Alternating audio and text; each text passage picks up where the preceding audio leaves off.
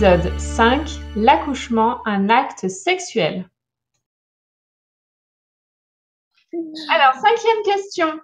On va parler maintenant de la sexualité en lien avec l'accouchement, puisqu'on entend souvent que l'accouchement, c'est sexuel, que c'est un acte sexuel. Pourquoi est-ce qu'on dit ça? Pourquoi est-ce qu'on dit ça déjà, dans un premier temps? Déjà, dans un premier temps, parce que l'enfant, quand il naît, il passe par le sexe de la femme. Et ensuite, parce qu'il y a un peu les mêmes hormones en fait, qui sont en jeu que dans un rapport sexuel. Et d'ailleurs, on observe aussi, ça je pense que c'est des choses en tant que doula que tu exprimes souvent, c'est-à-dire que du coup, les conditions pour enfanter sont souvent les mêmes conditions justement que pour un acte sexuel. Donc du coup, parce que justement, ça implique les mêmes hormones et ça implique les mêmes organes en fait, tout simplement. Donc voilà. Donc, la même ambiance. Et moi, j'aime bien dire aussi au papa, du coup, vous êtes la meilleure personne pour savoir ce qui lui fait du bien pendant l'amour. Donc, reproduisez-le le jour de l'accouchement en termes d'ambiance, de ce qu'elle aime, de ce qu'elle aime pas. Ils savent mieux que les autres, en fait. C'est les mieux placés pour savoir. Oui. Après, là aussi, hein, la communication est hyper importante parce que des fois, justement, certaines femmes, lors de l'enfantement, peuvent avoir des réactions surprenantes, en fait. Même des fois, c'est toute la difficulté, des fois, de se préparer parce que des fois, tu peux dire oui, non, mais du coup, ouais, ça m'aidera. Et en fait, le jour de la naissance, pas du tout. T'as pas. Rien que des fois, voilà, même qui est dans un hors contexte sexuel, des fois on peut préparer le salon nickel, impeccable, tout pour naître, et puis finalement c'est dans les toilettes qu'on va naître. Donc en fait, et c'est pareil en fait pour les rapports avec, voilà, le toucher. Il y a certaines femmes qui le jour de la naissance vont pas supporter certains touchés, certaines caresses, certaines choses, et donc là aussi c'est hyper important de ne pas prendre pour soi, mais d'être vraiment attentif au fait que dans ces moments-là on ne sait pas ce qui peut se passer. Et ce qui peut y avoir aussi justement des fois de très compliqué, c'est que la naissance peut venir réveiller en fait des traumatismes qui sont liés aussi justement à des abus sexuels ou à des viols. Et donc, c'est vrai que dans ces cas-là, quand on est conscient de ça, ça peut être intéressant d'être accompagné, ou en tout cas d'avoir, parce qu'on ne sait pas du tout à ce moment-là comment on va réagir, en fait. Ouais. Aussi bien, ça peut au contraire guérir. Des fois, dans certains cas, le fait d'enfanter va venir guérir. Et des fois, en fait, au moment de la délivrance ou à certains autres moments, ça peut venir vraiment réveiller, en fait, certains traumatismes et certaines choses. Parce que justement, ça vient toucher à cette même sphère, en fait. Et donc, il y a certaines femmes, des fois, qui ont très peur aussi de ça. Et donc, c'est vrai que quand on est accompagné par une sage-femme ou d'autres personnes, ça peut être intéressant qu'elles soient au courant, qu'elles le sachent, pour que du coup, au moment de la naissance, elles puissent voilà, apporter un accompagnement nécessaire, en fait. Donc, si le traumatisme est réveillé. Donc, Ouais, parce que c'était ma question justement. Est-ce que la dimension sexuelle de l'accouchement peut bloquer, tu vois, en termes d'enfantement? Il faut quand même se laisser ouvrir, porter par le processus. Et s'il y a des choses qui ont été cristallisées là-dessus, j'imagine que ça peut être bloquant pour l'accouchement.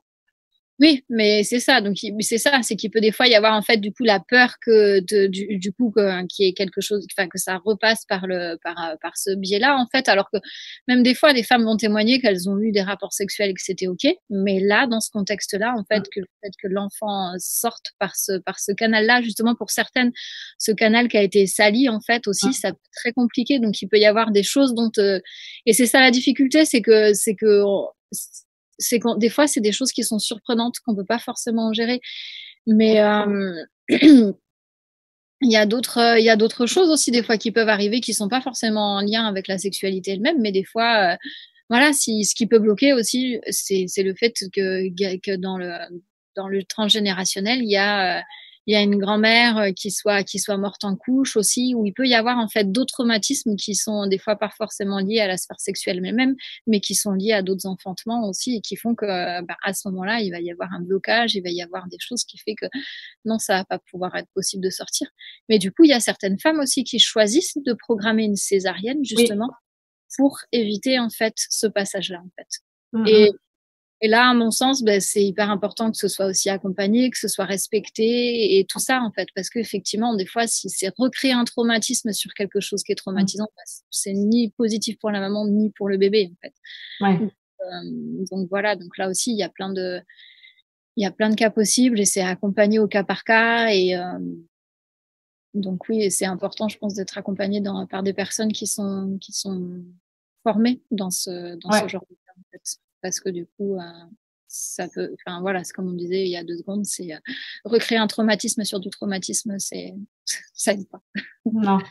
Donc, si jamais c'est votre cas, que vous avez vécu des choses plutôt traumatisantes au niveau sexuel, ou en tout cas mal vécues, ça peut être intéressant d'aller se pencher dessus pendant la grossesse, avant l'accouchement, pour éviter que le jour J, ça complique les choses de manière, voilà, on n'avait pas prévu ça, et puis finalement, ça nous tombe dessus le jour J.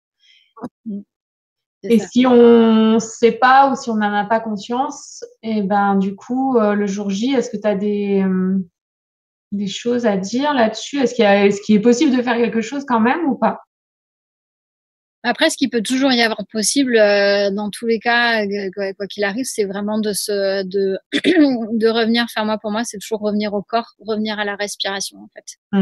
Donc voilà, c'est-à-dire que justement pour éviter d'être emprisonné dans ses pensées, dans ses traumatismes, c'est vraiment revenir dans ce qu'on appelle les états modifiés de conscience qu'on peut retrouver lors des méditations et tout ça. Donc c'est pour ça que des fois ça peut être intéressant aussi là, pendant la grossesse de méditer même occasionnellement, mais du coup ça permet au corps de connaître le chemin et qui est justement celui de revenir s'ancrer dans son corps par la respiration, en fait. Donc, c'est surtout, voilà, c'est-à-dire que si on a des moments de panique, le fait de se rappeler, donc là, ça peut être hyper intéressant pour le conjoint aussi qui est là, hein, c'est vraiment, OK, respire, en fait. Respire à fond et respire. Donc, déjà, reprends contact avec la respiration parce que très souvent, quand on est déjà dans un état de stress émotionnel, on va avoir tendance à bloquer la respiration. Donc, c'est là où on va revenir Alors, je parle pas de respiration comme on voit dans les films, le petit chien ou quoi que ce soit. Oui. Non. Pas du tout. C'est vraiment au contraire une respiration consciente. En fait, c'est d'observer ta respiration pour petit à petit revenir dans une respiration calme et ensuite porter, voilà, imaginer qu'on va respirer dans la zone du périnée, en fait. Parce que c'est une chose aussi qui est assez importante aussi. C'est pendant la grossesse, c'est d'être en lien en fait avec son périnée, de pas attendre justement le postpartum pour faire la rééducation périnéale, mais déjà pendant la grossesse d'être en lien avec son périnée. Donc quand je dis être en lien avec son périnée, c'est pas spécialement faire des exercices ou des massages en fait, mais c'est déjà d'en être conscient en fait de cet espace-là de son corps et de respirer en fait dans cet intérieur. L'idée du périnée, c'est justement qu'à la fois il peut être suffisamment détendu, mais en même temps suffisamment tonique en fait. Donc voilà, un périnée qui va être trop distendu et voilà, je pense que ça on est conscient des dommages que ça peut avoir, mais un périnée qui va être trop tonique aussi, bah, ça peut bloquer aussi certaines choses. Donc et c'est ça aussi des fois, c'est qu'il y a certains traumatismes qui viennent se loger au niveau du périnée et qui donc vont faire que le périnée en lui-même il est trop contracté et c'est ça aussi qui va faire que du coup, ça va être difficile en fait de sortir. Donc en fait, d'aller poser son intention sur le périnée donc là aussi ça peut se faire accompagner ou je suppose que même sur internet on va pouvoir trouver aussi des méditations dans ce sens-là et tout ça. Mais même pendant la grossesse, en fait, aller juste, voilà, prendre conscience de son périnée. Il y a certaines personnes qui proposent les massages aussi du périnée. Bon, ça, voilà, c'est controversé parce que ça va aussi dépendre. Si c'est un périnée qui est déjà suffisamment détendu, aller le masser, ça va pas du tout aider, au contraire. Donc voilà, c'est que ça va dépendre vraiment des cas et des situations. Mais ouais, disons que le périnée, c'est un des endroits où où peuvent être logés les traumatismes. Et donc, pendant la grossesse, si vraiment on se retrouve coincé, c'est voilà, respiration, conscience de cet espace-là et se détendre au maximum. Ouais. Revenir dans l'instant présent, quitter les pensées qui nous font partir dans le mental et revenir à l'instant présent et respirer. C'est ça. Et l'accouchement orgasmique, on en parle? Comment ça marche? Comment ça marche? Alors l'accouchement orgasmique, la réalité, c'est que du coup, c'est pas prévisible en fait, hein. Tu as beau mettre toutes les conditions possibles et inimaginables pour que ça arrive, tu sauras pas forcément si Ça vient ou pas? Alors effectivement, déjà dans un premier sens, il y a quand même le fait de l'environnement, parce que quand c'est voilà, quand c'est un enfantement à l'hôpital et qu'il y a plein de monde autour et qu'il y a plein de lumière et tout, donc ça va déjà pas forcément favoriser voilà, un éventuel accouchement orgasmique. Après, du coup, la naissance orgasmique, ça touche à peu près 0,3% des femmes. Et là encore, en fait, il y a plein de degrés différents. Il y a des femmes qui vont vraiment témoigner d'avoir orgasmé voilà, pendant les contractions, des fois pendant la délivrance ou même parfois un peu après.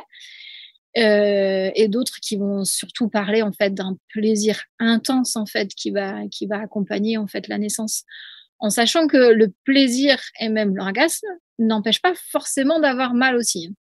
C'est-à-dire que récemment, j'ai entendu le témoignage justement d'une personne qui du coup avait l'impression d'avoir vécu un enfantement extatique et du coup d'avoir été et en fait quand elle en parle à son conjoint après la naissance, il lui fait mais en fait moi ce que je t'ai vu c'est que je t'ai vu hurler de douleur et tout ça quoi, donc donc en fait l'un n'empêche pas l'autre en fait, c'est-à-dire qu'on peut on peut vivre les deux en fait ensemble. Il peut y avoir effectivement à la fois un véritable plaisir intense et parce que du coup il y a toutes les hormones et tout ça, et en même temps ça n'empêche pas forcément la douleur ou même la brûlure qu'on ressent là quand on parle Oui. et voilà, mais là aussi ça va être différent d'une femme à l'autre en fait, et même d'un enfantement à l'autre, hein. Il y a des femmes qui témoignent avoir fait plusieurs naissances et elles ont vécu cet enfantement orgasmique que sur une seule, quoi. Donc là, voilà, on peut favoriser l'espace, mais on ne peut pas le faire sur commande. Ouais. Et moi, je trouve aussi ça, c'est important de savoir que ça existe, que ça peut exister, que ça peut être une possibilité, parce que je crois que si on le sait pas, bah, on s'ouvre même pas la porte, en fait. Enfin, tu vois. Et en même temps, il ne faudrait pas non plus se mettre, se mettre une certaine pression. En faire un objectif.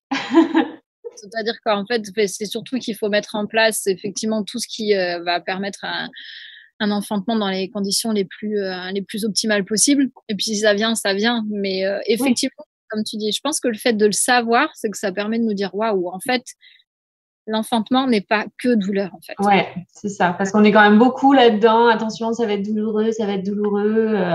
Mais c'est dire que bah, les accouchements orgasmiques,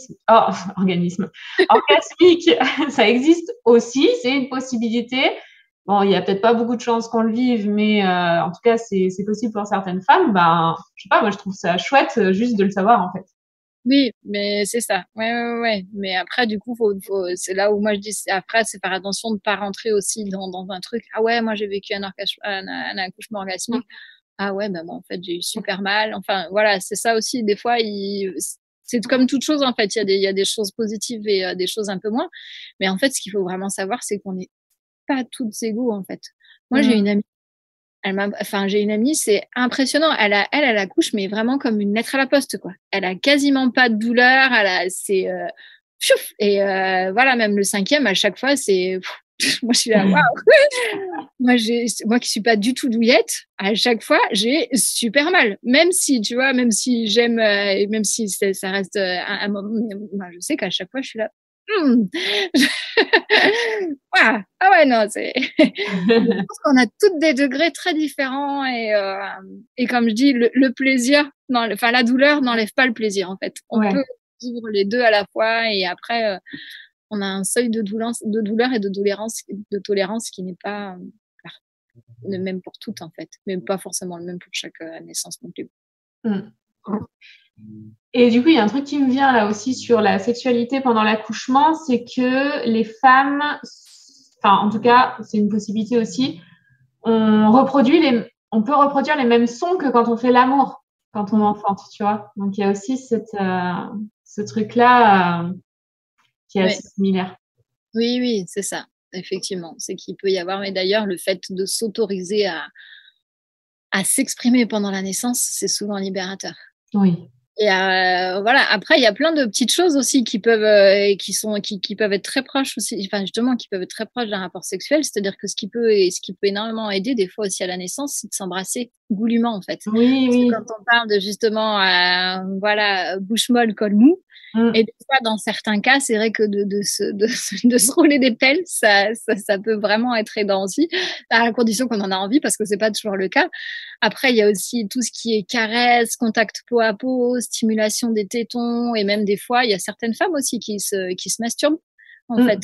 Le clitoris aussi pour justement en fait se détendre, envoyer enfin, voilà les hormones d'ocytocine, les hormones comme on disait d'endorphine aussi qui vont et permettre à la voilà d'atténuer la douleur et tout donc c'est aussi une possibilité en fait et là aussi c'est pas de se dire ah ouais du coup je vais le faire ça comme ça pour diminuer la douleur mais en tout cas faut juste savoir que c'est OK en fait, que pendant l'enfantement, on peut vraiment se permettre de se faire plaisir aussi dans ce moment-là parce que justement ça va nous permettre de nous ouvrir et tout ça et d'être le plus détendu possible et du coup, moi je suis aussi pas mal un peu les enseignements de Naoli Vinaver et qui elle justement qui est sage-femme, donc au Mexique, sage-femme brésilienne au Mexique et qui elle dans la plupart des naissances qu'elle suit, elle fait le massage de la vulve en fait. Oui.